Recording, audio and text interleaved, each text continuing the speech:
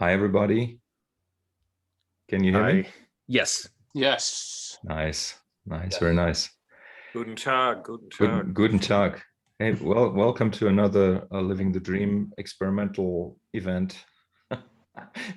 Mark and I, we had to solve some technical problems, and I guess that Mark needs to go to the restroom, and that's why he's not here yet.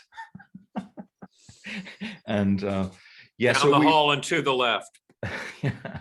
So we have to we opted to use the internal Zoom stereo sound tonight rather than the other plugin because it makes it much easier to actually record this event. So that's why we did it, and the sound should be okay, well, at least good enough for what we're doing today. Because, and this is something you need to understand, this is one of the free events, right? So this is not where you pay $80 to hear Mark, tell you the real deal. He's just going to talk about superficial stuff. No, I'm just joking. But yeah, so you guys, some of you know, and I guess maybe most of you know, that Mark and I have been putting out these albums that we recorded at a distance. And actually, the very first recording, as Tear, as I say, was like the Living the Dream event 0.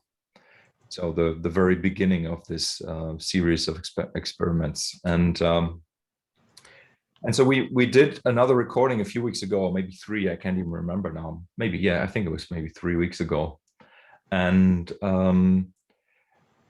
we kind of like enjoyed it very much. But, as you know, like when you're performing, and like a recording in this case, like very much was a performance with people present here at Zoom as well. You really don't know what you got, what the material really is like.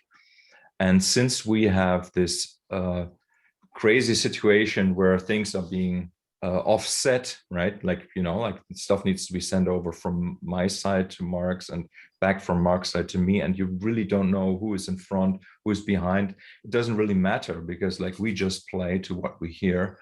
And so that means that after the fact, after the recording, I asked Mark to send me his recording. The files that he recorded first. So he sent them over to me, and I lined them up with sort of like a master recording that somebody who was part of the event made. And then I sort of like, I lined things up and made sure it kind of like represented what I remembered. It really didn't, like even then it didn't, but which is funny and interesting and actually a good thing, very surprising. And I did also make some treatments on my end already before passing on the whole set of files back to Mark.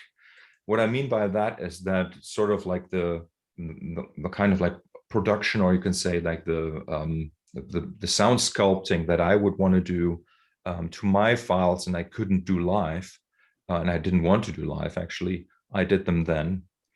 And in this case, I think like the past 2 or 3 albums I had mixed and mastered. And I think for this one, the idea was, okay, let's give it back, the whole thing back to Mark and see what he does. Because our 2 approaches, even though we're so very close to each other in some ways, when it comes to music production and you have 2 guys tackle the same recording, the results are going to be very different. And here, I think you can, if you do want to listen to like the 2 other recent releases of ours, you will actually hear quite a difference, I think. Okay, so Mark is there. Mark has his coffee or tea or whatever. I do indeed. I have my coffee. Yeah, let's get going. Okay, well, it's really nice to see everybody, and thanks so much for turning up. So, yeah, I'm going to share my screen, and if just before I do, if anybody has any questions at any point, just jump in and ask. And I may not be able to see you in screen share, so just like say who you are. And yeah, so I'm going to go through each of the 3 tracks on the album because I did slightly different things on each one, which might be interesting. So I'm going to start with the first one here. make sure I got the right one here. Yeah, so by the way, I don't think we have had a final decision on what the album is going to be called. This is true. Well, I think we're close. We're very close. We're going there. Okay, so here are the tracks we've got. So I like to color code things in a certain way that helps me mix. So Markus is all in green, things based on either his guitar or his electronics, and then the orange is actually, as you can see, trombone samples or horn samples that were made from what we played. So mine were actually made live on my laptop as I played, and Markus's he created later based on what he'd played or based on his electronics. So you can use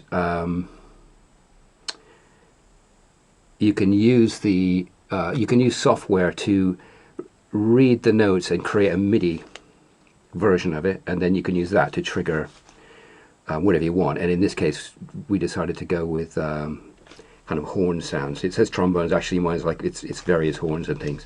Yeah. Maybe let me say something about that, Mark, because you know that was something I did on my end, as you said, and really, it's sort of like a audio to MIDI process in Ableton Live, which works pretty well with simple material, but like this really complex soundscape stuff that I do, which has lots of noise and tonal sounds in it, it kind of struggles. And I take that as an advantage to kind of like create extra chance, right? Chance elements that you wouldn't really expect. So that means that like this MIDI file that the process creates, I hardly edit it. So it's not about it having to be accurate at all, right? So it's just like that. I listen to it and I decide, okay, maybe I don't want to use like the lowest octave, and then I will remove all those notes, right? Or I'll remove the high frequencies, right? The highest notes in the MIDI file. And in this case, what I did, I did select actually, I think it was trombones, and from a BBC Symphony Orchestra library. And I bounced this track out. So what Mark has there is actually an audio file. So there's no chance for him on his end to kind of like edit the individual pitches. Yeah, and although I had MIDI at my end, it's been bounced audio as well. Mm-hmm. So then I've got my tracks, my live tracks, guitar, and my live processing. And then down here we've got another of my live loop processing from my laptop. And then this is a similar idea, only this time tubular bells, which Markus did at his end, used his tracks, or sometimes my tracks, in this case it's my tracks a lot of the time, to produce tubular bell sounds. Mm-hmm. So, and all of the three pieces have a similar setup in this sense, but I did different things in the mix, so that's hopefully going to be of some interest. So I'm just going to go to my mixing desk here, and go through some of the things that I did. So I'm going to start on the left here and look at Markus's tracks. So I felt that on this one, and I didn't do it on the other tracks, but on this one I felt that Markus's loop, which I'm just going to solo here so you can just hear it actually, so you can just hear what I'm talking about. So if I solo one of these,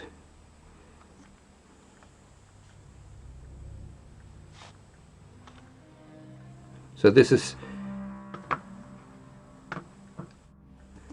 things that Markus generated as we were playing, based on feeding him and me into his laptop and doing various processes there. And this is another one.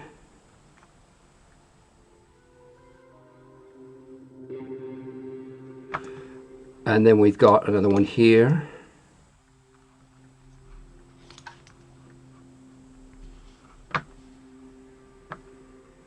And then finally a third one. So you get the idea of what they're like. So, hey Mark, can you raise the master volume? I think it will help. Yeah. I'll do that. So what I might actually do is raise it on the limiter here. Okay. So this is a limiter I have on the output here, just to make sure I don't get any things going into the red. They can go into the red as much as I like here, but not here. Otherwise, you're going to get clipping. So this just protects that. Mark, I don't think we see the mixer. You're not seeing the mixer? No. Okay. What about now? No. All right, let me go out of screen share here and go back in again. Yeah, you need to share the whole desktop probably. I thought I did that before, but maybe I didn't. Oh, man, actually, no, I don't think I did. Okay, can you see it now? Yes, perfect. All right, great. So I felt that on this particular one, that those soundscapes needed to go into the background, like not just go down in volume, but I thought they needed to kind of actually sit back in a kind of 3D sound stage. But I didn't want to add a load of reverb to them because it didn't seem like that's what they wanted, but also they're already quite spacious and, well, reverberant and sustaining. So I used this interesting plugin here, which allows you to position things in 3D. So if you think of that's your head, you can move where the positioning of the thing is, and it uses a combination of psychoacoustic effects and reverb effects. Which you probably won't hear on headphones. Well, you're not going to hear it the same on headphones because you don't get the 3D thing on headphones. You need speakers for that, just because of the way headphones and speakers work. So you'll hear a difference if I switch it on and off. You're going to hear it move back, but if you were listening on speakers, you'd hear it moving kind of forward and back. It's a subtle effect. I didn't want it to change it hugely, but I just wanted to move it back a little bit in the sound, what we call the sound stage, which is the distance from front to back. So if you have something that's near, it means that like it sounds like it's right up near you, and the back would sound like it's distant, but not necessarily quieter. So that's what's going on here. On this one, I use this plugin, which I know Markus likes as well, but I use quite a lot to just it smooths out harsh resonances, and sometimes that's what I'm after. And on this, I felt that those all needed to sound fairly smooth, and this one didn't, so I put some of that on it and messed around quite a bit to try to find the areas that I felt needed smoothing. So these things are just, anytime you see one of these, it's just a volume control. I've just decided I want to move the volume up and down.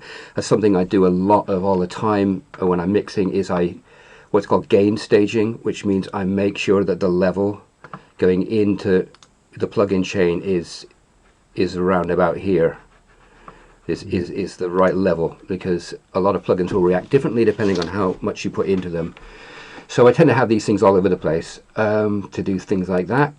Now let's see Markus's actual main track here, which, yeah, it varies quite a bit, but I'm just going to play a little bit of that.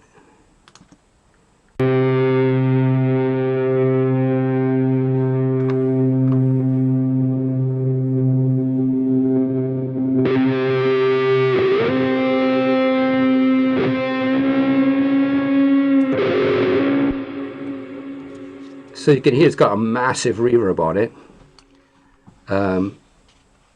like way over the top in most kinds of music. But for this, I really wanted it to sustain and kind of spread into the soundscape so that it wasn't sitting there on its own. I wanted it to kind of make the kind of landscape of the music to some degree.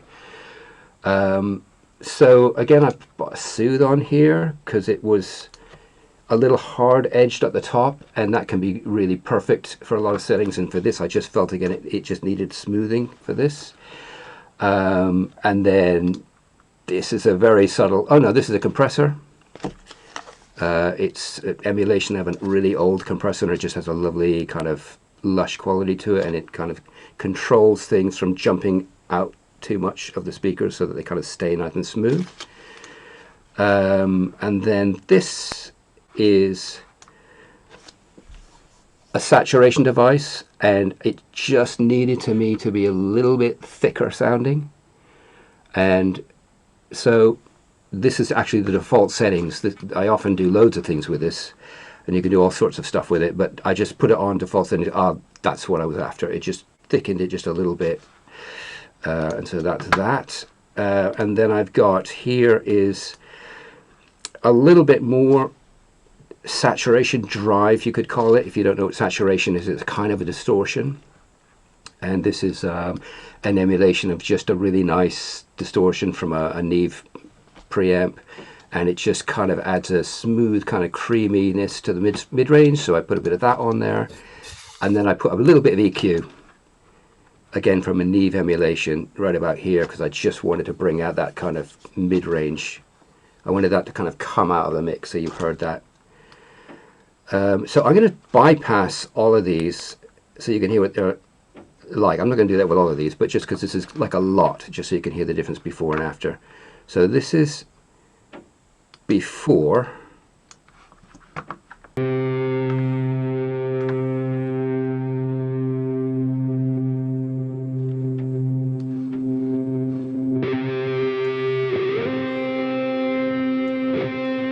And I'll put them in.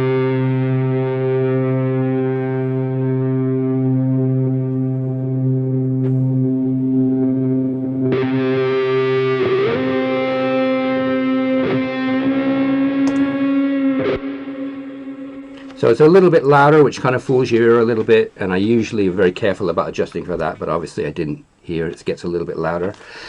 But you can hear it's thicker and creamier and kind of that isn't always what you want. But for this, it just seemed to need or want that to kind of meld into what was going on, and also because it was kind of providing with that huge reverb part of the landscape.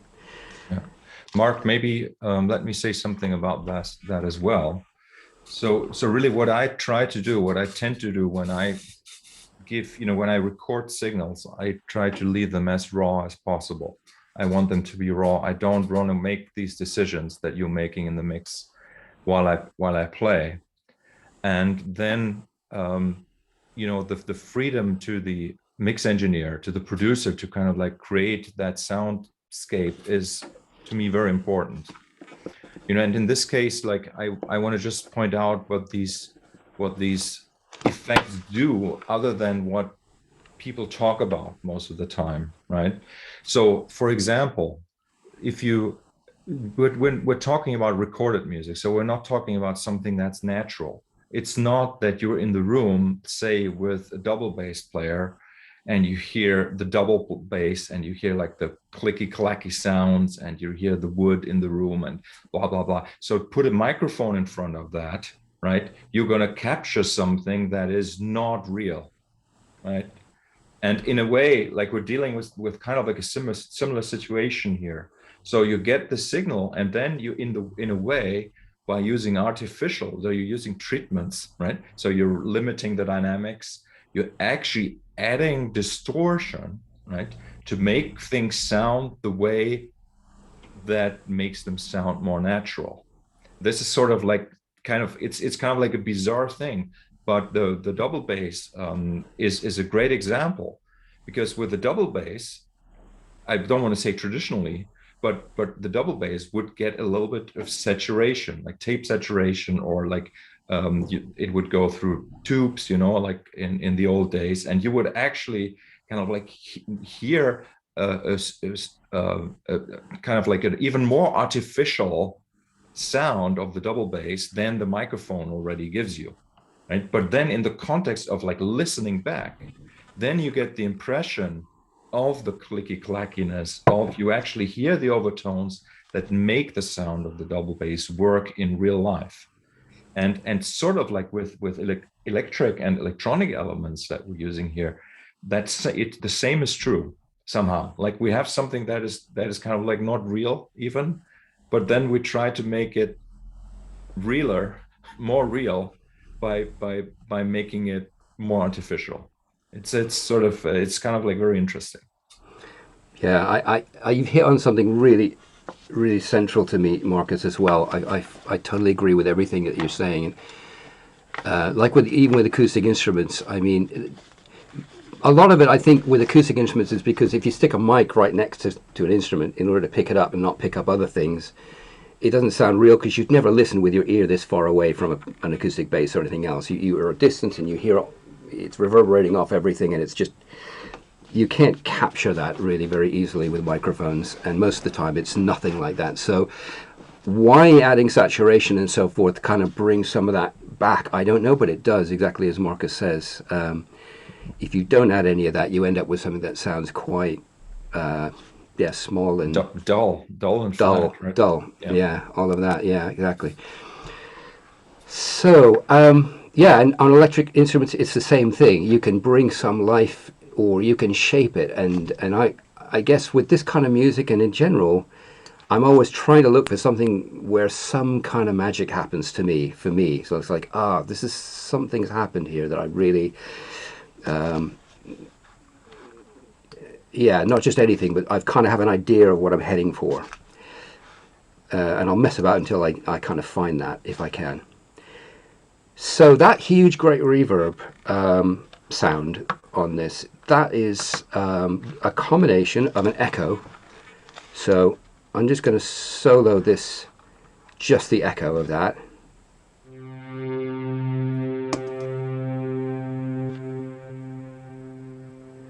Now, you can kind of hear it repeating, but it's not super obvious. And one of the reasons is that I didn't want the kind of attack. I didn't want a repeating attack going on. I just wanted the echo with a kind of very soft attack. That's often what I like with echoes anyway, but in this case it was even more important because of the fact that there isn't a rhythmic element here, and so I didn't want to introduce one with this particular effect. So I used this effect here, which allows you to just really remove the attack so that every note fades in, just for the echo. And then the echo is just a huge kind of echo with a bit of reverb mixed into it, is what this thing does.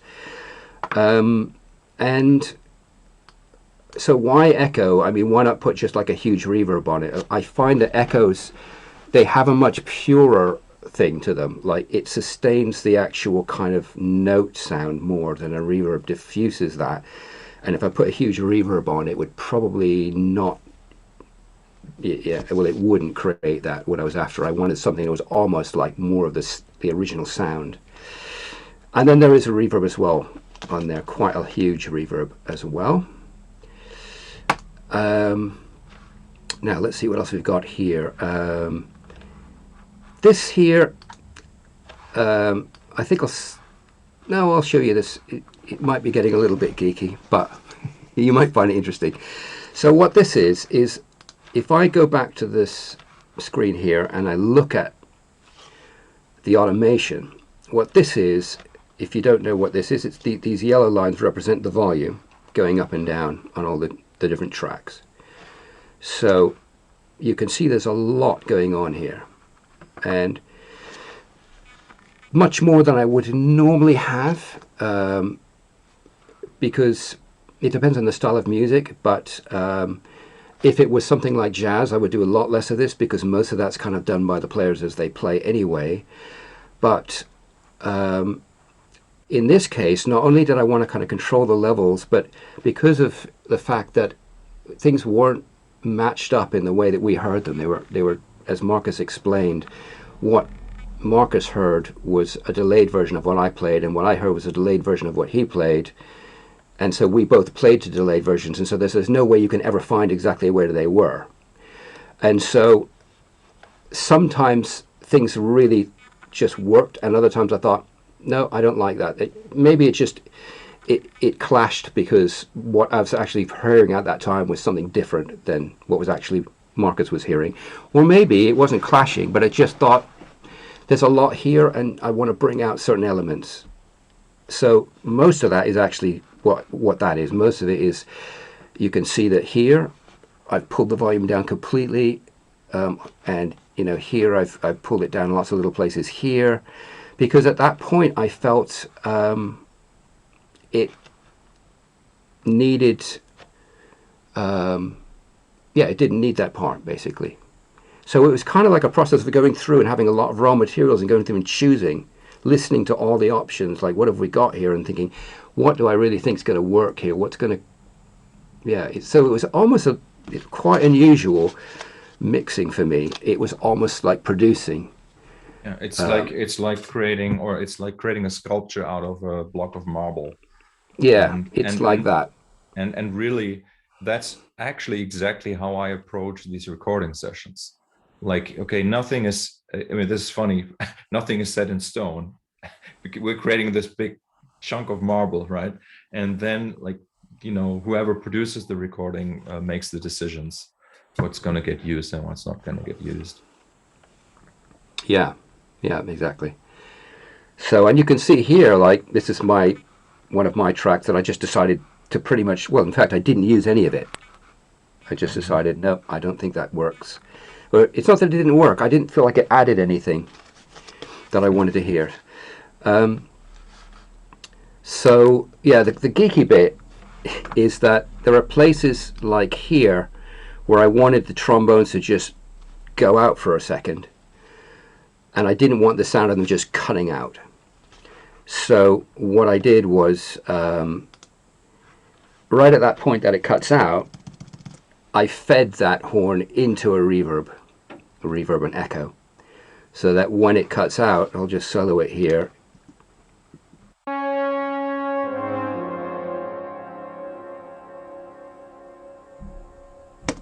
You can hear it doesn't just drop off entirely. It just sounded wrong to me. And so it really just sustains it. And what I did with that, again, I used a combination of like echo and reverb for the same reason that I did the other one, that I did Markus's main guitar with echo, with a delay, which is an echo, because it's pure. It makes the notes carry on in a way that a reverb doesn't do. And this is just a quick and easy way to get that. It has echo here and reverb there, and it's just one feeds into the other, and it's just very quick to get that to happen. So I use that for that. Yeah, and I fed the echo into the reverb because, again, I wanted it to kind of diffuse it, so you didn't hear it as so much as an echo. So what have we got else here? Not a lot going on here for my guitar. Again, this is just setting levels and things. I've got an echo on my guitar which has the same sort of thing going on as Markus's, taking the attack away, so every note kind of fades in before it hits the echo. And this is just another kind of echo that's very kind of lush sounding. Doesn't sound too digital. And then on this one, I think the last interesting bit is the tubular bells. So I'm going to solo these and just find a bit where they're happening here.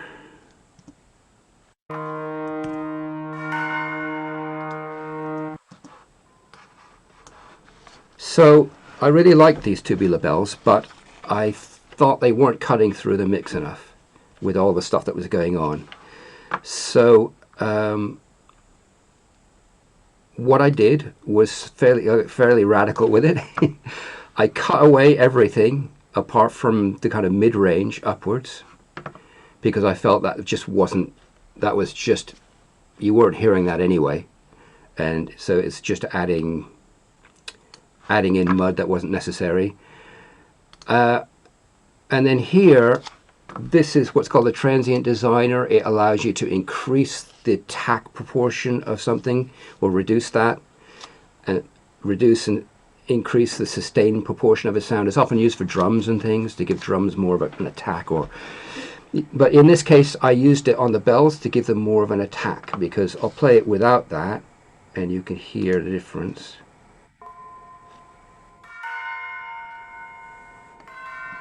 And I'll put it in.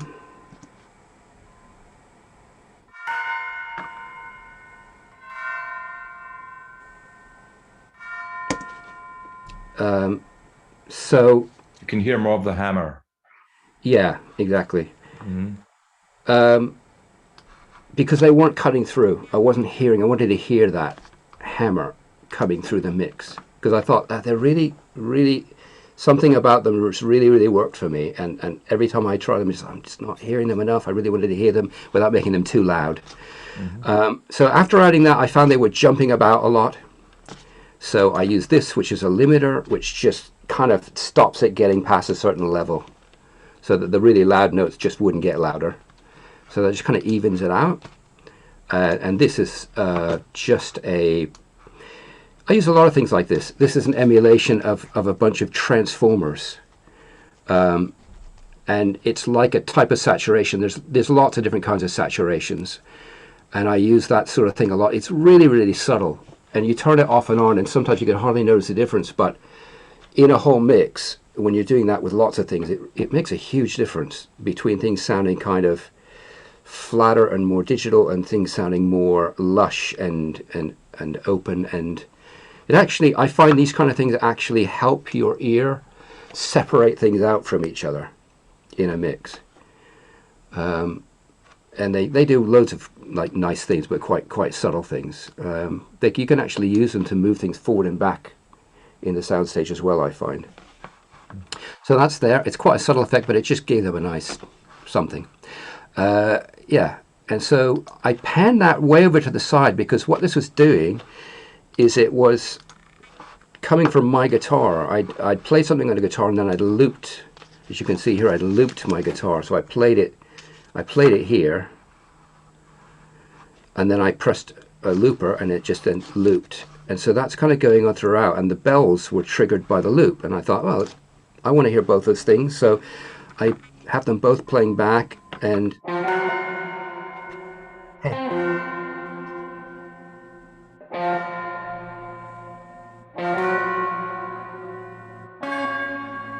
so you can hear them both kind of on either side of the stereo spectrum. I'll just play a bit with everything else.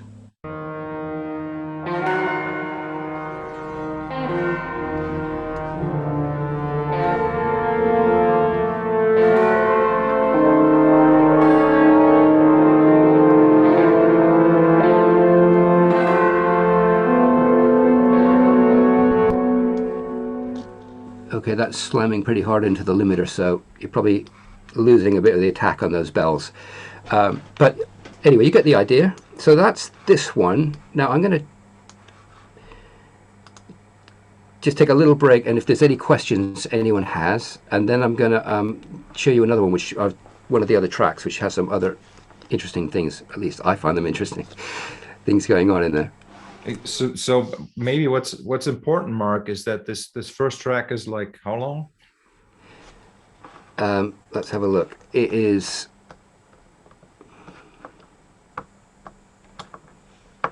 20 minutes, maybe. It's pretty long. Yeah, let me just find the end of it here. Yeah, it's 22, almost 23 minutes. Yeah.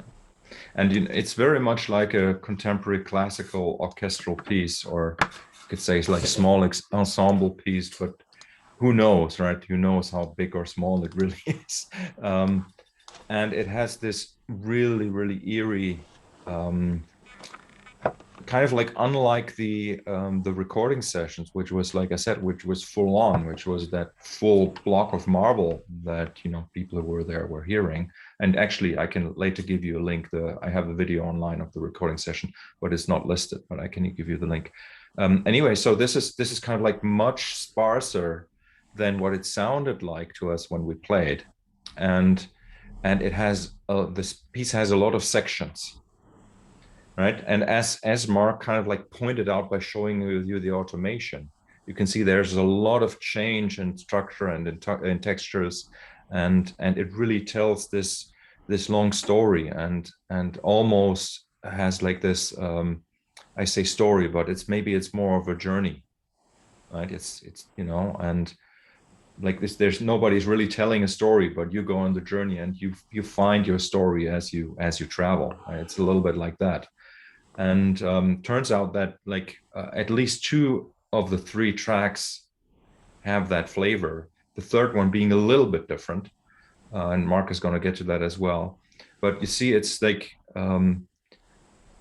for me, it's just this fascinating aspect that I think we did have this flavor of contemporary classical and avant-garde music in our music, from the very beginning. But now these elements come out much more, and I think Mark producing and mixing this one was a really good choice, and you'll see it really sounds very different from the ones that I did recently or before. I mean, Markus, do you think that this is possibly picking up on an idea that you began with Heartland, which followed a similar thematic flow of a journey, and you find your place in that journey through the different movements of it? Do you see this as sort of like the next step of that, taking it to a more orchestral or maybe chamber orchestral? Yeah, I mean, most certainly. I mean, this is, but I would say it's not a result of having written Heartland. It's just that my overall approach is process based, and as is Mark's, as you can see here, right? Like it's and the process of creativity, like the creative spirit, is kind of like represented at any point in the process that we do this. So even this piece, as you listen to it as a listener, this is, and I hope that's going to be the case for you guys, is it's not that it's the end of the story or the end of the journey at the end of the piece. No, it's just meant to be a trigger to make your brain and your ideas blossom, and to be inspired, and kind of like, you're part of that process of creation. And it doesn't end with the decision to make a recording. It doesn't end with the recording. It doesn't end with the production. It doesn't end with the listener listening today. It's also the listener listening in 5 years or whenever, right? So it's process music for me, and it's very much represented in the actual form of each piece here, I would say. So yes.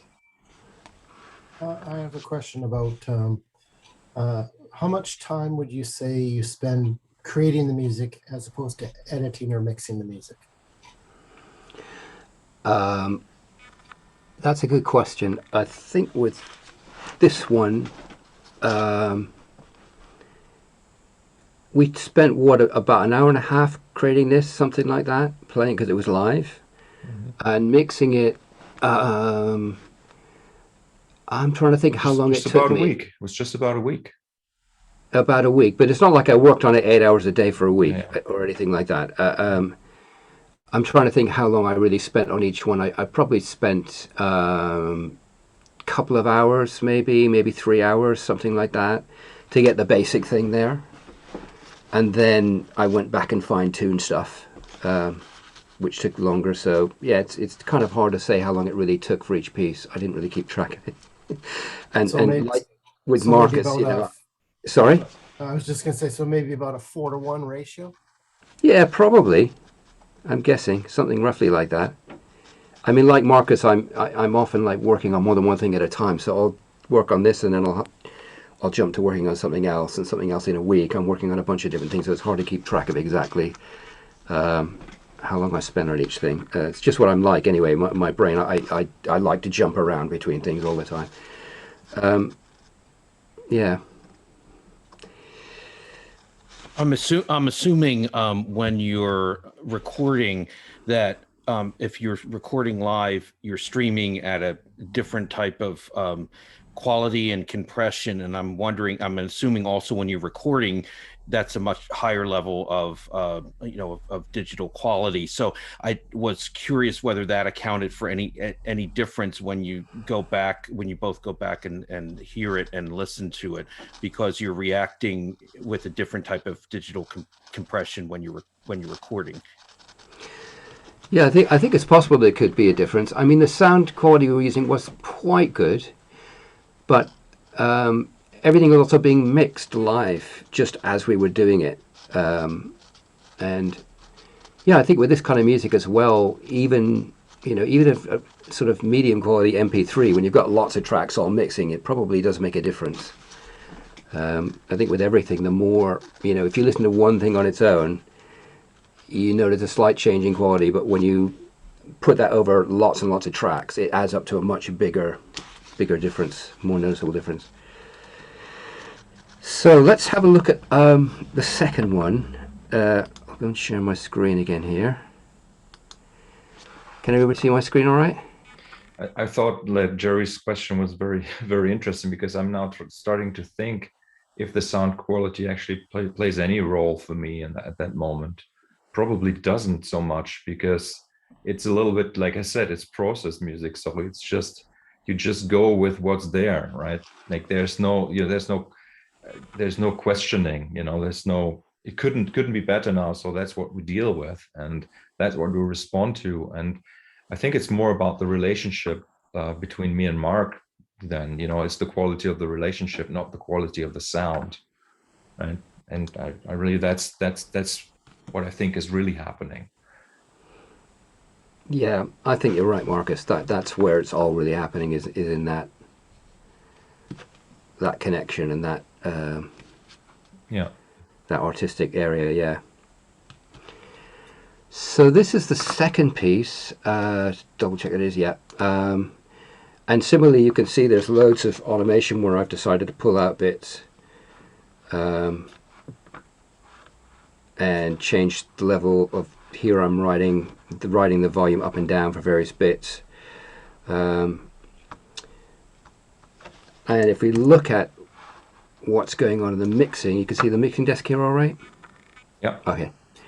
So there's more going on some of this.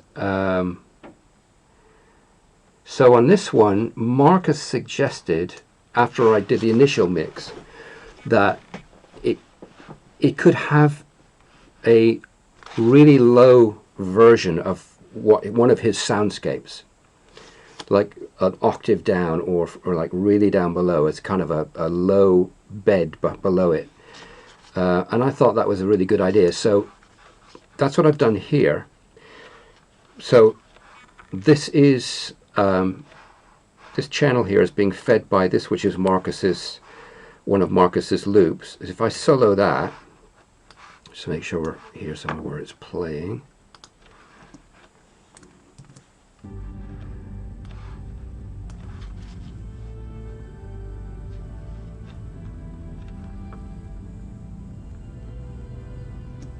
Or can you bring the master level up as well here? I can indeed. Let me just get that over here.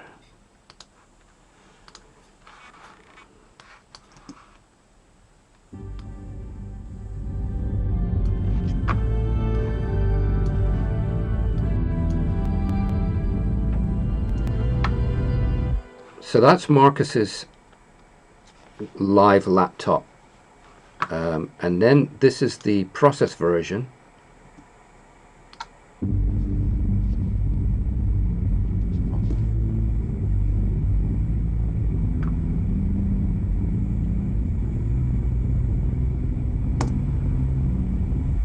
So it's actually like there's a lot of distortion going on there. But I experimented quite a bit and didn't have that to begin with, but it sounded better with that for some reason in context. So what I did here was I took it and I shifted it down an octave, and then I did it again, so it's down 2 octaves. This only goes down 1 octave, but I just really like this pitch shifter. Every pitch shifter sounds different, and this one, for particularly those kind of sustainy things, just it almost always sounds better than the other ones. And then what I did here is a really extreme filtering. So everything, this area here is the bit that you're hearing, and everything above that is gone and everything below that's gone. So you're just hearing this one area here, because that's the bit I wanted, just that low bit. And all the rest up here was just really noise that I didn't want. And then I limited it again, like I showed you previously. This is just keeping it level and even. And then from here, I use this, which adds a lot more.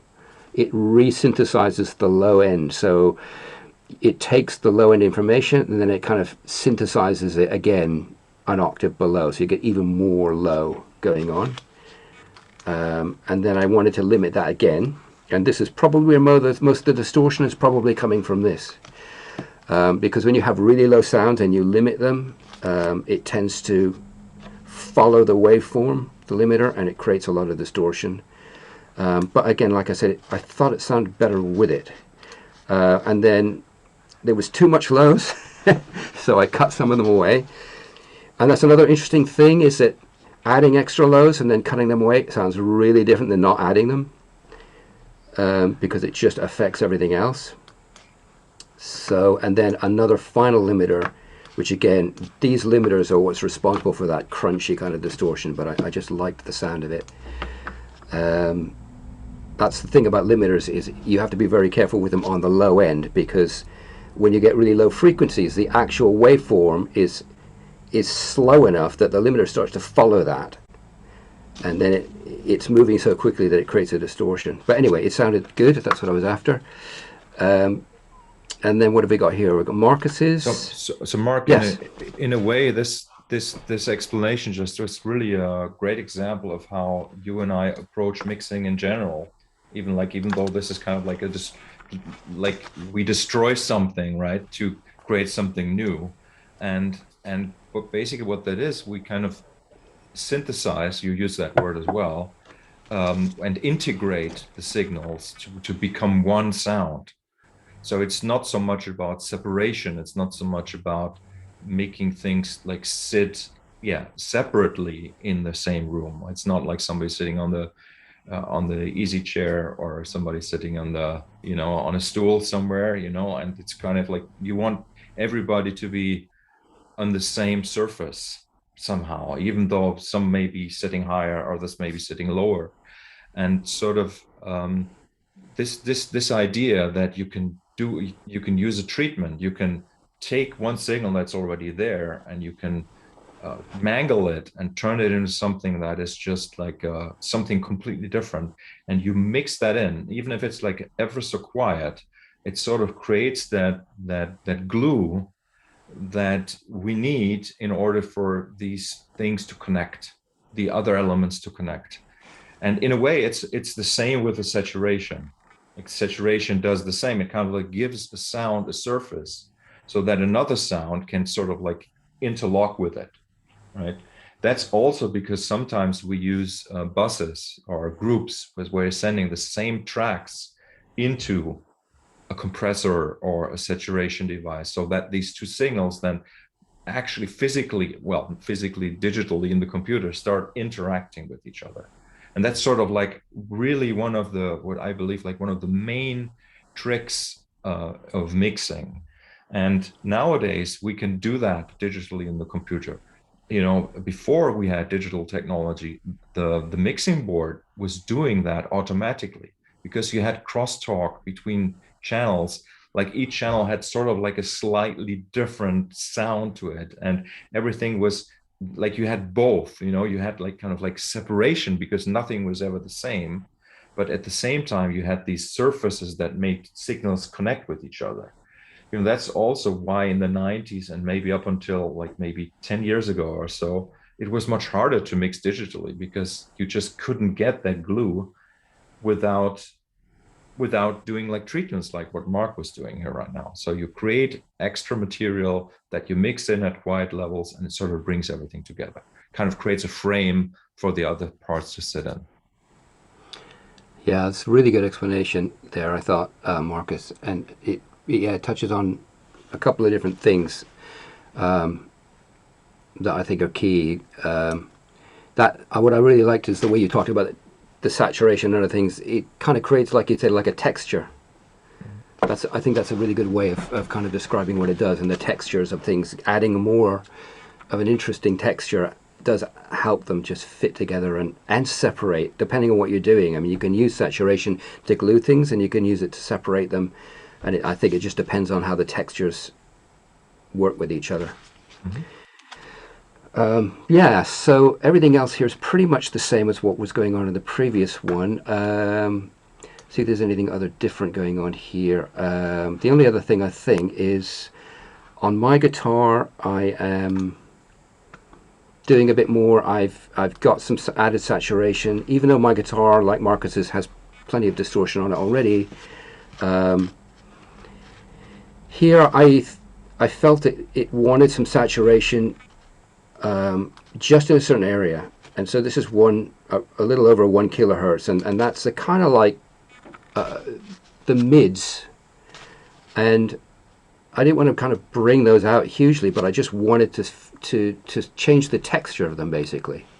So that's what this does, is it adds saturation just within that area, but it's adding saturation over the whole thing, but particularly strongly in that area. So that's what's going on there. And then the only other thing I think I did here on my guitar was I added some modulation, which is not something I actually very often add to my main guitar signal. I rarely do that, but for some reason it just seemed to want it. So I don't know if they're going to hear that. I'll just try soloing it.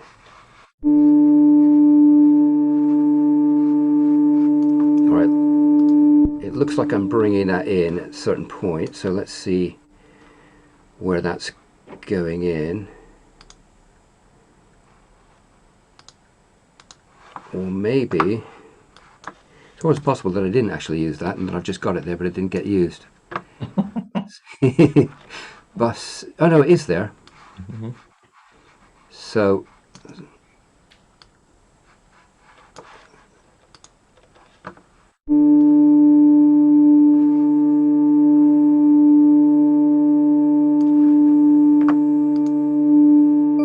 there we are.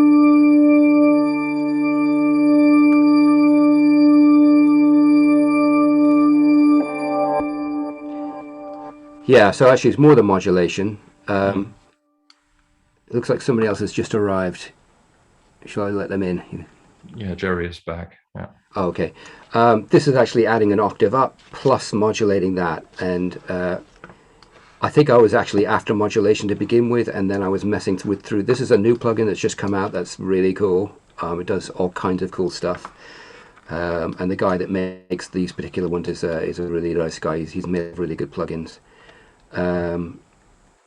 And I think I hit upon that in one of the presets and thought, oh, that's nice. I will use that. So that's like a rotary speaker organ like sound to it, right? It adds like an octave up as well. Mm-hmm. Mm-hmm. Yeah.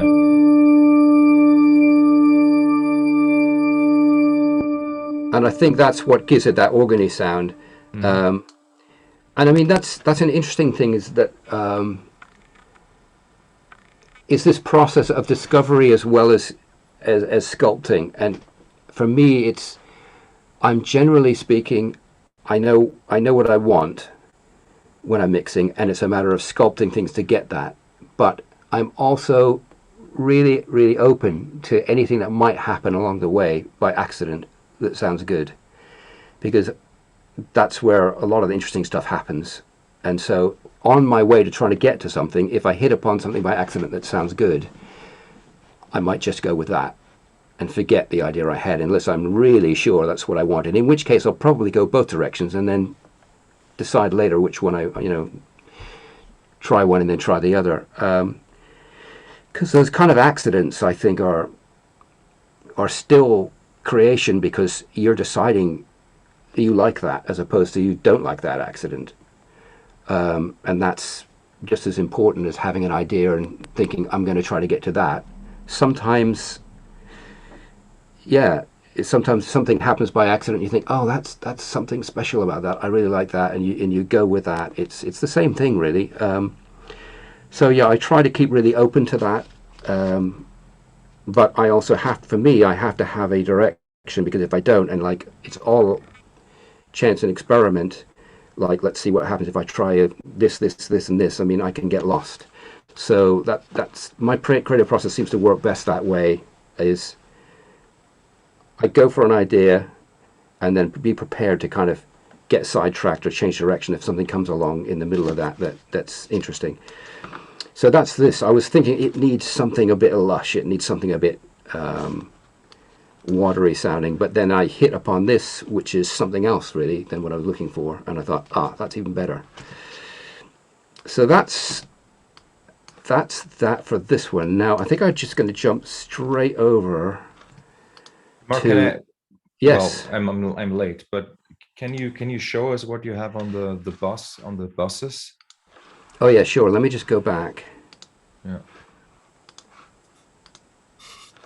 So just to explain the way I lay things out is that when my actual audio channels, I tend to make them in lighter colors, and I use like lowercase. And for my buses, and I'll explain what that is in a second, I use uppercase and darker colors, and I keep the color like related. So this is my guitar stuff, and the buses are a darker purple, so I know they're to do with guitar. So at a glance, I can kind of see what's what. So buses have, in this case, that's got a delay on it and a reverb. And a bus is like another channel which you can send your main audio track through, or send part of it to it. So you can either send several things into this channel. So I could put my guitar and my process guitar both into here, into this bus, and then put something on it. Or I could just send a little bit of each one, which is what I'm doing here. I'm sending a bit of this guitar into this reverb, and a bit of this soundscape also into the reverb, and so forth. So it's a way you can combine things through other effects, or you can, I also use them a lot just to control the volume of things. If I want to control the volume of like several instruments at once, I'll send them all to a bus, and then I can just move all of them in one go. And there's other ways of doing that. You can use things called VCAs and things to do the same thing, but I tend to use buses because I never know when I might want to put some effects on everything at the same time. Just because I want to understand. So for example, bus one, where do I find bus one? Where can I see bus one? It's probably over here somewhere.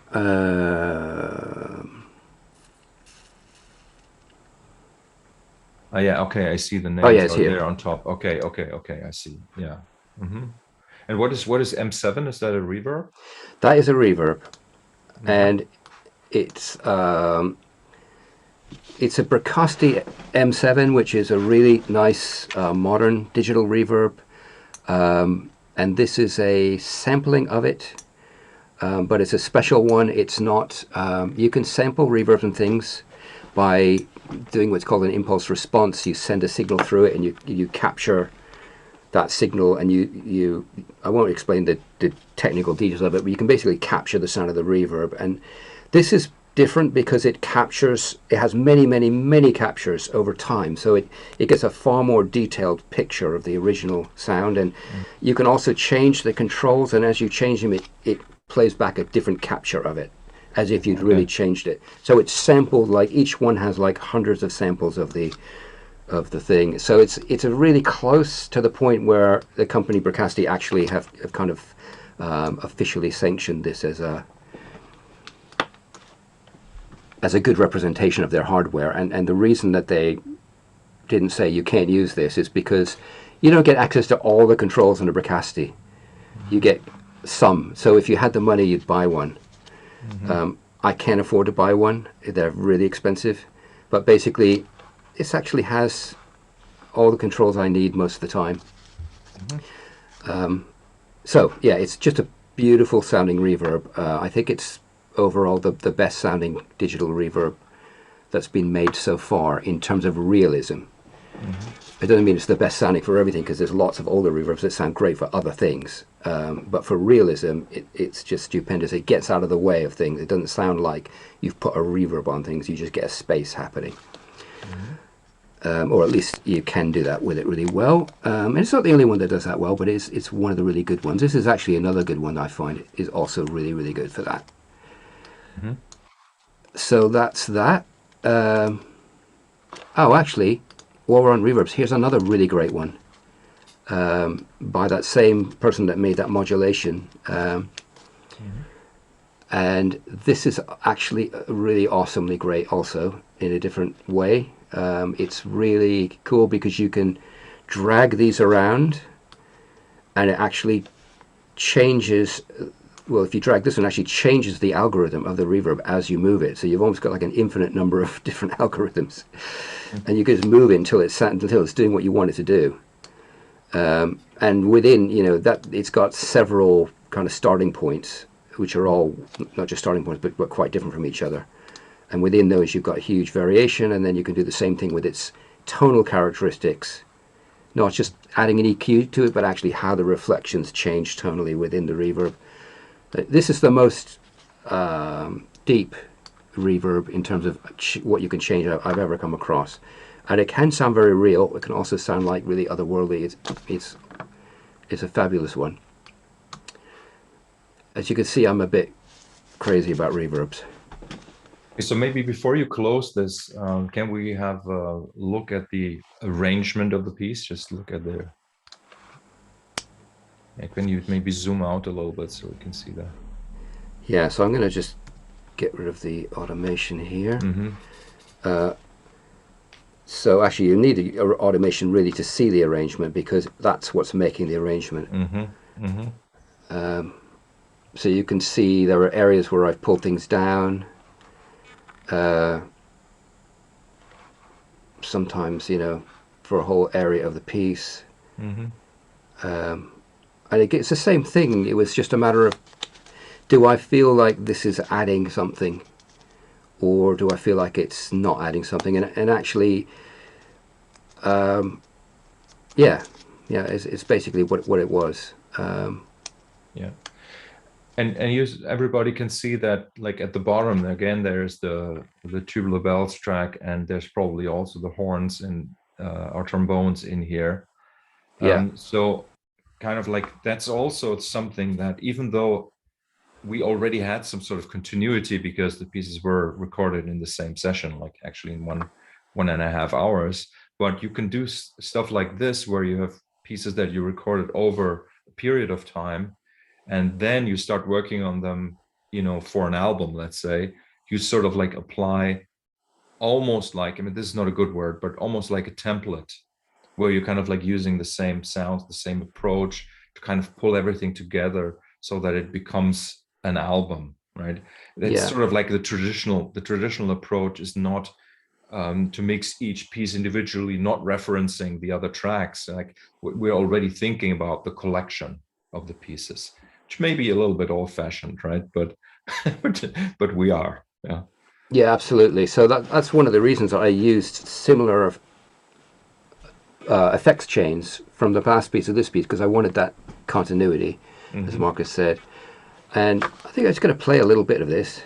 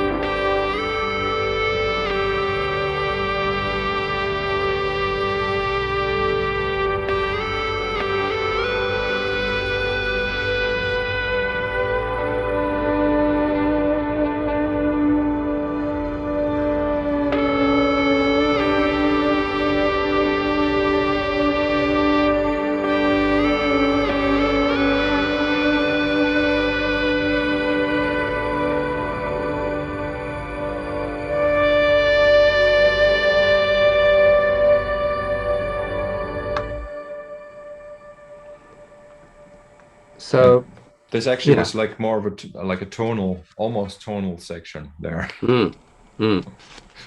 It varies a lot. It does vary a lot. Yeah. That was a particularly tonal section there.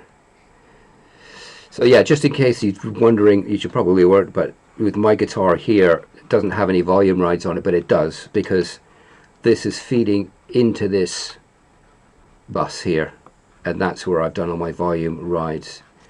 And the reason for that is because I often put effects on here, and if I was riding the volume here, it would drive the guitar differently into the effects, and I wouldn't necessarily want that. So I do it on this one so that it moves everything that might be going on. Okay, let's have a look at the third piece, unless there's any questions on this one. All right, let's have a look at the third one. So I'm just going to go and... I had one question. Yeah? Boston, I'm in the United States. Um, More at the meta level here, have you and I'll put this question out to everybody, is simply when you do these mixes for your own productions, are you guys cognizant of some of the new options in terms of how you deliver things to distributors like Atmos and things of that nature? Have you looked into that technology as one example in order to rise above the sheer numbers of content that's available? I hate the word content, by the way. The music that's available. Do you think that going with Atmos and things of that nature might be a way to break through a little bit better, to find new audiences for your music? I mean, the music's lovely. I just curious how we all do that since we're not gigging. How do you think you might approach it with this particular way of looking at it? It's an interesting question. Atmos, that's like a surround kind of thing. Am I right? I don't. Yeah, Yeah. it is. Yeah. Yeah. Yes, it's Yeah. well. I mean, it's just because the way I've been working with engineers, and we talk about, when we do our mixes, and we say let's do Atmos mixes too. It's more about where the music ends up, and it can be heard in a different way, where the audience is more curated, because not as many people have the ability to hear the Atmos type of mixing. It's like the way the surround sound used to be in our cars and stuff like that. Yeah. I mean, I think it would be really cool to do that with music like this, but I don't have the capacity for it, time-wise, and also I don't have a system that can do that, a surround system that can do that. But it would be really. I actually think this music would really be suited to something like that. So it would be nice, but it's just a little bit beyond what I can do in terms of time and there's quite a sobering answer really to that question, Mike, because obviously yes, and we and I have embraced that for a while, like recreating like new mixes of old stuff and also mixing new material in 5.1. And I've actually embraced like I met a guy, a Danish guy online, Jan Prince, who helped me even build a download portal. It's very, very basic, but you can get, you can download 5.1 music there. It's called surroundmusic.one, the website. And yes, I would, it would be amazing if people like us actually had a way to reach a new audience, or just even like, people who enjoy, like new kinds of technologies. But it turns out that even though we live on this planet that seems to be kind of big, right? And there are a lot of people, but the subgroup we're talking about here are people that are, people that are actively, downloading 5.1 mixes, like, below 100 people, right? It's really, I still do this kind of things because I believe, like you were saying, I believe in actually giving people the option. And like if it's possible to do these things, I always want to do them.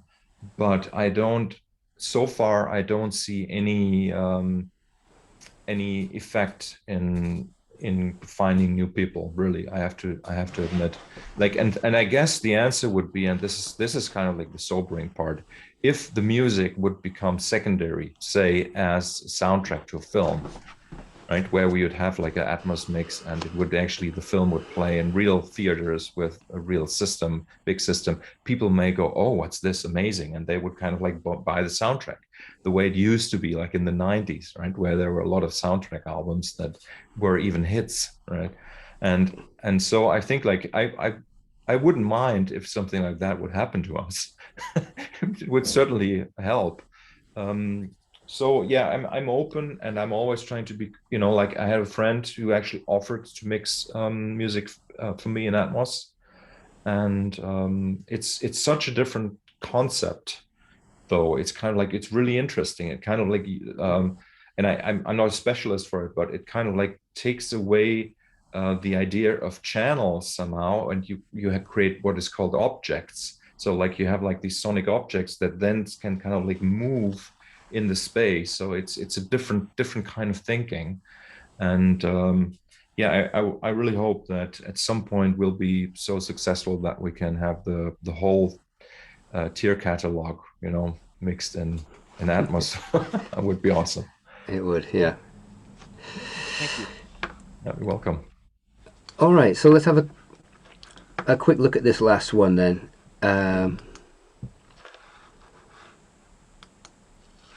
Okay. So this one, yeah, in some ways this one was the hardest one to mix for me. I don't know why exactly. It was different than the other ones. And I did a lot more pulling things in and out. I think Marcus, the way Marcus explained it before, of like a kind of story, is very much like what this music to me sounded like it was, yeah, coming from. And that's what I tried to do in each of these, is to try to reveal the clearest kind of story that seemed to be there. I'd listen to all of the tracks and think, you know, what's really happening here and what's really happening here, and I'd pull out the bits or pull down the bits which were not supporting that to happen, and pull up the bits which were. And yeah, on this one I did quite a bit just to get it to kind of work for me, and then or in the way I wanted it to do anyway. So let's see what I can explain here. There's quite a lot going on here. So this is, especially like on my guitar track, you can see there's a lot going on here, because I felt like I changed my sound quite a bit as we were going along, to different sounds, and I felt that they needed to be changed again in here to get them to really work with what else was going on. So I'm going to go to the mixing desk just to have a start at the beginning and see if there's anything else interesting going on here. There's quite a bit more going on. The soundscape, Marcus's soundscape here, I wanted to make it sit more as more of a kind of solid thing. So I compressed it quite heavily to get it to sit in a certain way. This is a really amazing compressor. It's probably the most amazing compressor I've ever come across. Mark, could you explain what you mean by sitting? Could you go a little deeper in that? Yeah, absolutely. So what I mean by, I wanted it to be a kind of solid bed, because it seemed like, it just seemed like it needed that. And that soundscape seemed to be kind of somehow to my ears, that's what that's where that bed should come from, was this soundscape. And it was there and great, but it was kind of moving more than I wanted it to in terms of volume. And so this allowed me to kind of keep it in one place volume-wise, so it was sitting and not disappearing and coming back, but kind of staying more. And yeah, so this compressor is doing that. It's a very advanced one, this one. It can kind of ride the signal in a way, in a very detailed way, based on frequencies and things like that, that I've not come across before in any other compressor. That's what this light, flickering light is. It's doing that kind of thing. It's showing you kind of what the ratio is going to be doing, depending on what it gets. So Henry, the way to maybe think about this is just imagine you're on stage and you're performing and you're playing soft parts, you're playing loud parts, right? And that kind of like means it's not steady, right? So it would not be sitting well in that sense, right? Yeah. So by bringing the low levels up and the louder levels down, you kind of like create more of a constant thing, right? Like a level thing, and that's what Mark means. So I don't remember the original sound that or soundscape that I played here, but it may have had like lots of like ups and downs, like in density. Or it might be. The other thing you can do with compression, I can't actually remember what I did, why I did this, but the other thing that compression can do, it can do exactly what Marcus said, and that's probably what I did it for, but it can also do things like it can bring like the quieter information up more than it's actually, you know, it can keep the louder information from getting louder so it's more even, or it can bring the lower information up and let the louder information keep going up and down, but you also hear the lower information. You can do lots of different things with compressors. And I may have been doing that, I don't know. Let's have a listen to it with and without. So I'm going to just solo this and play it.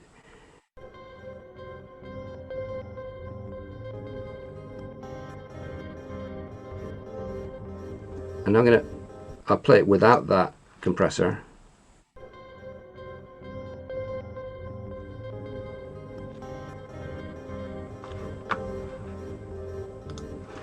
So yeah, it's jumping up and down more, and I think I felt in the mix it needed to sit a little bit more steadily, but I didn't want to squash it. Which if I'd put a limiter on it, which is kind of flatten it, and I didn't want that. I just wanted to reduce that a bit without kind of squashing it too much. So it's quite a subtle change actually. So it's not even being that heavily compressed. And I think probably what I'd just try playing this again.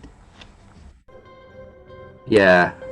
See, if you look at this light here, this shows you where the volume of the incoming signal is, and where that line is, that's where it's going to start compressing it. So I have a very strong compression here, but it's not happening until it reaches that line. And if I play this, you can watch it. Most of the time it's not reaching that. But now and again it does, and that's where it kind of holds it. So it's not affecting it all the time. It's exactly what Marcus said. It's keeping it more even. The other way of doing it is to bring this threshold, it's called, down, and lower the amount of compression you're doing, and that will bring the lower information up more without squashing the higher information. And there's more to it than that. That's very oversimplification of how it works, but you get the idea. So that's what that's doing. And then I've got similar thing that I showed you before. Here I wanted to saturate the lows, just the lows, or not just the lows, saturating everything. But I wanted to particularly saturate the lows, and around about 400 hertz, which is kind of like where the bass guitar often sits, that and a bit below there, the kind of lower notes. I wanted that to be more saturated, meaning making, in this case, we talked about saturation being texture, and what I wanted to do is I wanted to sound more solid down there. So that's what I'm doing here. And then I wanted just the bass part of it to be in mono, because I didn't want the whole thing, the bass, to be stereo, because it was quite stereo, and it just, in fact, I think this was Marcus's suggestion, if I remember correctly. He said, why don't you mono out the bass of my soundscape? And which is a common thing to do, and I often do that, but I hadn't done it in this case. And when I did that, I thought, yeah, that does work better. So that's what that is. Pretty much. Really the fascinating part of this, Mark, is really that with a little bit of practice, one can hear these things. Like you can hear if the bass is stereo or mono, which is, like if you haven't really had much experience doing this kind of ear training, really, you may think, oh, that's difficult, or because you really sometimes you just don't know where to listen. And again, if you imagine the sound stage to be almost like a painting, right? So where do I need to put my eyes in order to see the bass frequencies, right? And are they the same in both ears? Are they, then they may be mono. If they're not the same, they may be stereo. And it's just like a lot of what we're doing here, of what Mark is showing, is something that's based on years and decades of ear training, and not the kind of ear training where you're identifying intervals, but where you're learning to listen to the right thing. Right? Yeah, that's a really good way of explaining it, I think. So that's that. Other interesting things on the horns, I wanted them to be wider because they seem to be kind of competing with other things for the center. I found it was getting too cluttered, and I wasn't hearing the horns or the other things clearly enough, because they were kind of getting in each other's way. And so I thought, I'm going to widen these horns to leave room in the middle for other things. And I just wanted them to sound bigger and wider. I'm guessing I widened them, and I'm guessing that's why. It's the two reasons I might widen something is, one is to make room for things in the middle, and another thing is just because you want them to sound wider for some reason. I'm guessing it was the former. So I used this, which is a fantastic processor, which allows you to do all kinds of stuff in the stereo field, front to back processing, width processing, and it's very good at not... what can happen when you widen things is that when you play them in mono, you get what's called cancellation, and it changes the sound. Basically, you lose what you've widened, it goes down in volume. It's just to be avoided if somebody's listening on a phone or something like that. I mean, with this kind of music, it's probably not going to be listened to on a phone, so I don't tend to worry about that too much with this sort of music. But anyway, this one is really good at not allowing that to happen. So that's going on both of the horns, both Markus's and mine. I wanted them wider. Then on my guitar, there's all kinds of stuff going on this one. And that's probably partly because I changed my guitar sound a lot, and it just, for me, it wasn't quite working. It really needed stuff to happen to it. So let's just have a look at what I did. Some of this is going to be automated, so it won't be showing anything now, but it will show something. So this is an emulation of a guitar amp,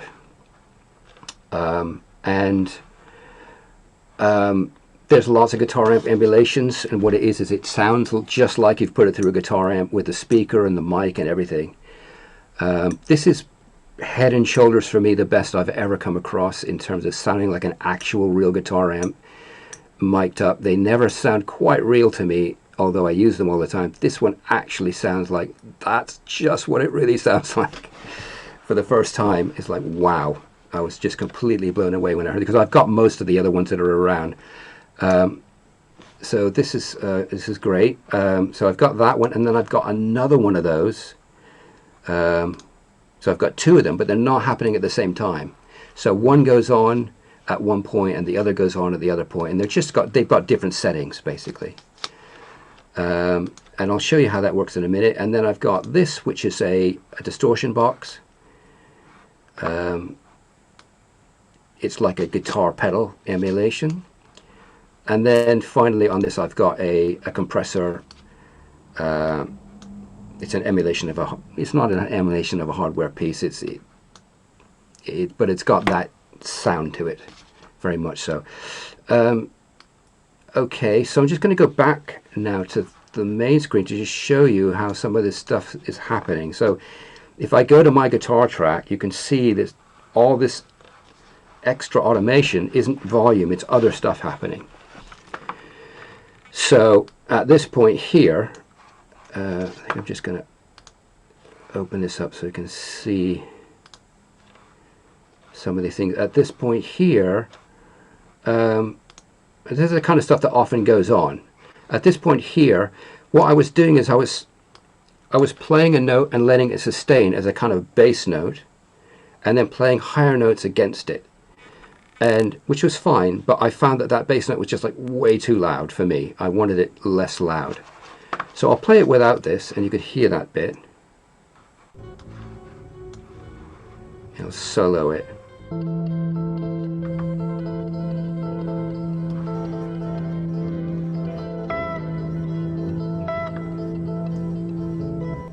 So you can hear that low note going on.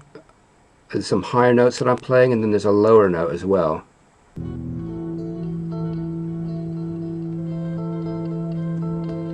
So to me that was too loud. It was jumping out of the mix too much. I'll just play it in the mix.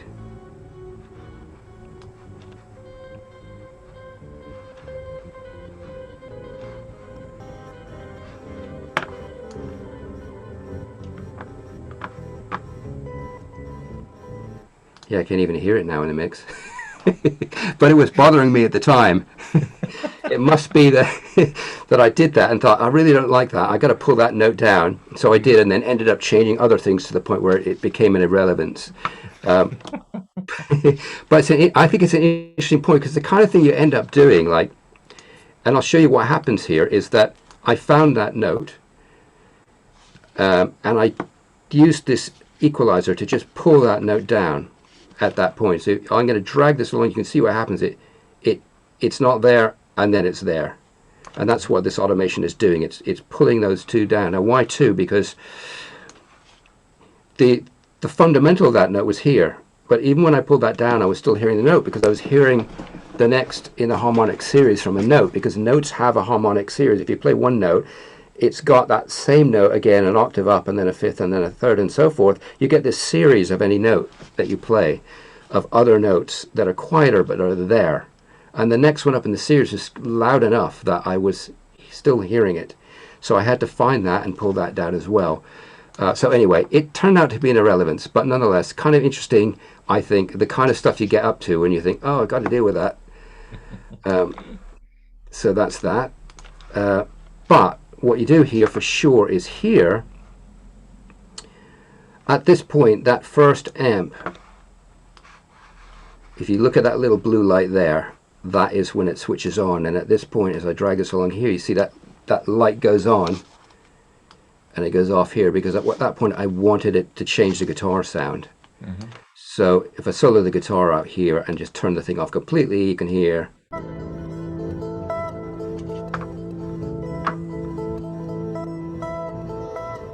And then with this on,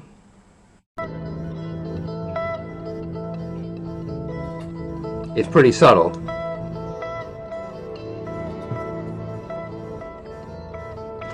But it's adding quite a bit of, that's a super clean sound, and for me it was too clean and not really melding in. It was sticking out too much. And just adding some distortion from this amp helped for me. It just melded into the soundscape, which is what I wanted to do. So I wanted to provide. This was a good example where we could hear more detail with the distortion on. Exactly, you could hear more detail with the distortion. It is subtle, and like I say, you really need to know what to listen out for. So maybe you can go back to the recording of this and maybe hear it then again. Yeah.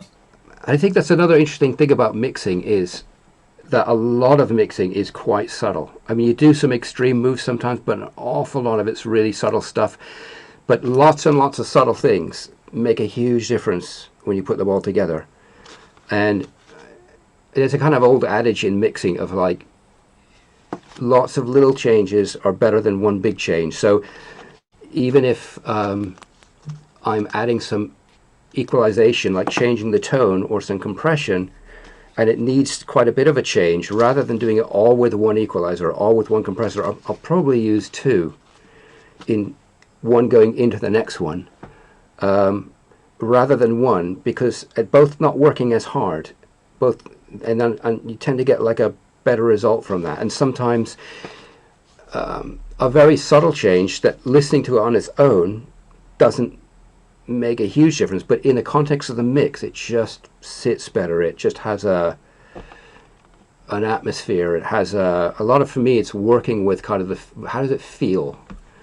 What's the atmosphere? How does it affect the atmosphere of the whole music? And it can be quite, intangible at times, but in the end, you're just going by instinct, and you've got to go with what feels right. So that's that happening there, and now there's happening, here's the other amp.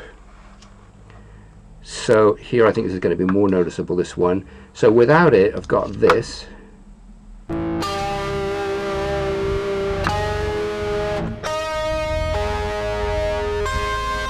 And with it,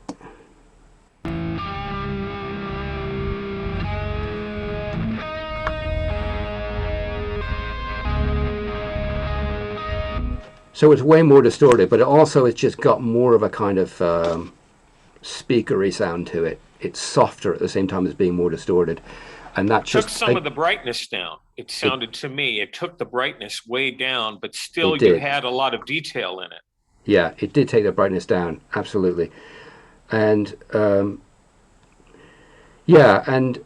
that's what I was after. It was sticking out too much. I wanted to be able to hear it, but I didn't want it jumping out. I didn't want it to be super noticeable, but I wanted it to be there. Yeah. So that's what's going on there. Yeah, let's see if there's anything else here that's interesting. Going to go back to the mixer. So that's my guitar. I think that's pretty much it. I think everything else that's going on here is pretty much the same as the other ones. The main difference on this one is actually just the way I was writing the volumes of things up and down to get it to work the way I want it to work. So Great. that's that. Any other questions or comments or thoughts or anything?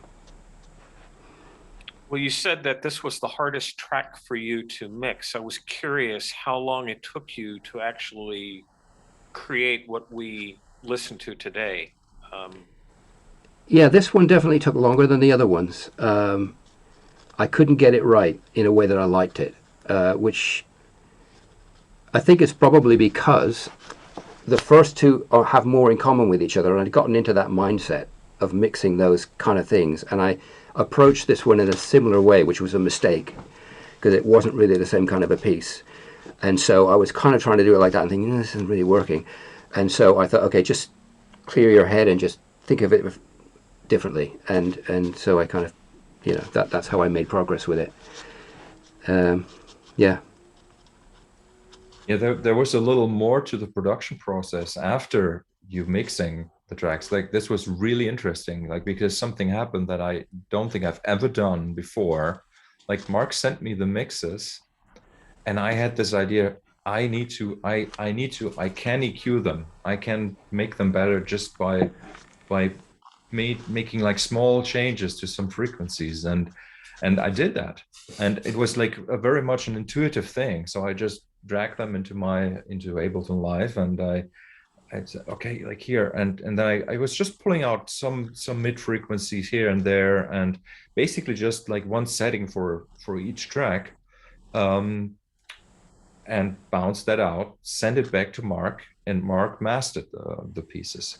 So really interesting, kind of like, there was sort of like a pre-mastering that I was doing based on his mixes, and there you go. Like this kind of, I think that this kind of collaboration it's really beautiful, and kind of like I said, it speaks for the relationship that Mark and I have when we create the music, when we play, and when we mix. It's just like a constant back and forth. And interestingly enough, like the only comments really I had about the mixes was for the second and third track, where I said, why don't you try that low octave treatment, right? That one that has the rumble, because somehow I thought like if we had like the rumble here, then everything else would the space would be better defined for it. Yeah, so it was really a very extremely beautiful process, and I'm very, very proud with the results. And once we have like finally decided what it's going to be called, it will be out. You guys, you know about Bandcamp Fridays, which have sort of been, to be quite honest, like a little bit destructive for my business. Because people like all the attention is on that one day, like, and people have to sort of like now fight for the attention of the audience. And so that's why I'm not so sure if we should actually release it on Bandcamp Friday, or maybe even like in a few days. Like everything we have, it's already uploaded on Bandcamp. We have a beautiful image for the cover. Just need to kind of like make up our minds about the final title, and then I hope that you all will listen to it. Okay, thank you so much. Thank you so much. Any more questions? Anything we need to? Yeah, Mike. Yeah, this is fantastic, guys. It's a great insight into your creative process, and I really do appreciate it. I guess my last question is, are you guys going to try to wrap your head around doing a live performance? I saw my buddy Bert Lambs is doing a thing on his guitar project that he did recently in the year or last year, and are you guys going to try to do something like that, even though you guys are like not quite in the same area? You know, the recording session was something like that, and I agree that maybe we should kind of add an extra element on it and actually stream the Zoom session, let's say, as we record, and that would be like the live performance. And yes, yeah, we would definitely like to do that.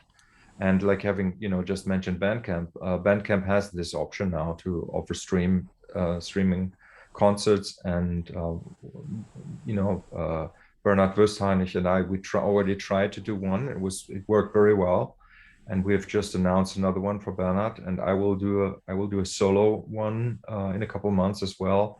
And so yeah, maybe later this year, Mark and I could do something like that. It would be wonderful. Great.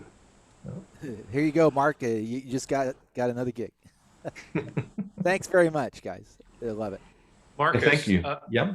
Marcus, the way that you have announced, though, some of your releases before Bandcamp Friday, I think it actually helps, because that way I can make a plan for giving you all the revenue on Bandcamp Friday, if you know what I mean. In Yes. other words, I already know which releases that I'm going to get. Yeah, and that's why I think we to- should use it before. Yeah. I totally agree. I'm in the same situation as well. It helps. For Thank you, this Jimmy. for this music, are you anticipating physical releases, either CD or vinyl, as well as download and streaming? We haven't talked about that, Mark, right? We have kind of talked about maybe something in the future. Yeah, but nothing specific, nothing definite yet. Well, my idea would be, but you see, like, it's such a small group of people that are really into it. But I'm dreaming of putting out a CD box of this music, which I think would be absolutely amazing. Like, to present it as a whole body of work, and it could be like a 10 CD box or something like that. Or 25, whatever, depending on when we stop, right? And we're not planning on stopping, but you know, nowadays we sort of like have to create these projects and these creative endeavors to have something to sell, right? But that's not the main reason why I would want like a physical documentation of this project. You know, for sure, it's something that is really about the artistic value of it that makes me want to put it out as something that lives in the real world somehow, right? Yes. But anyway, I mean, like, this I'm just saying this here in this small circle, right? We need actual sponsors. And I think that's kind of like the way to go, to find a couple of friends within our circle who have a good job, you know, and who can afford, say, to like maybe say, okay, I'm going to pay 50% of the pressing of the CD or something like that. You know, it's those kind of people, and these kinds of like more spontaneous interactions or transactions like need to happen more. It absolutely doesn't make sense to kind of like set up a crowdfunding campaign. You're making like blah blah blah. You make all the work, putting all the work in, and like you're collecting €5 or $5 there, $5 there, and it's so tedious, and like it really takes away from what we should be doing, like making music.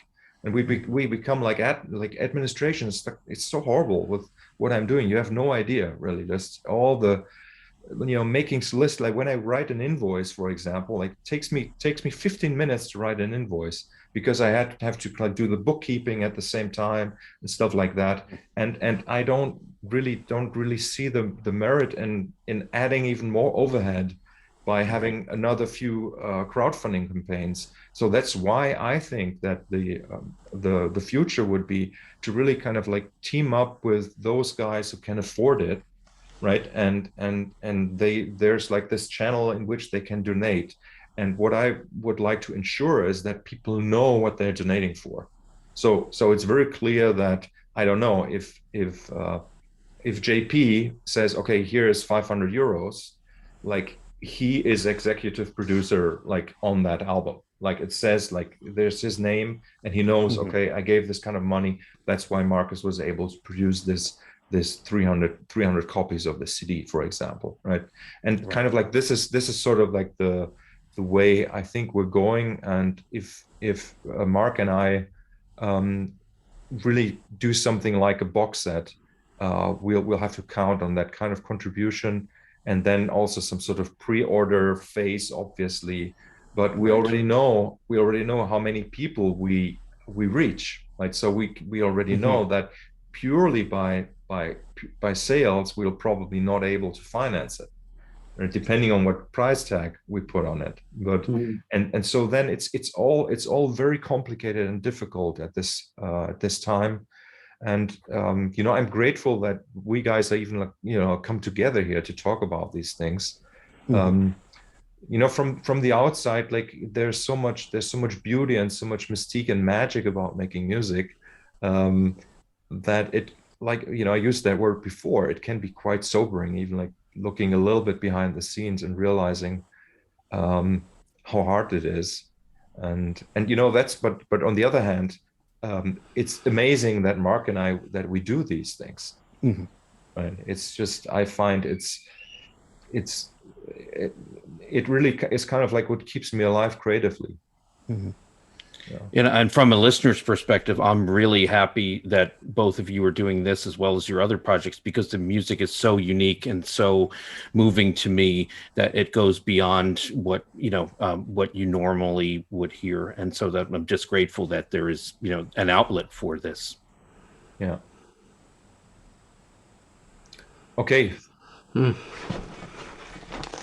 Okay, so now let's all smile and laugh. And yes, thank you, Mark, for this incredible presentation. And I think like we haven't really given away too much about the music, which is great. So I will. Well, let me just go and find that link for you of the recording session, because then you can go back and maybe listen and look at that again.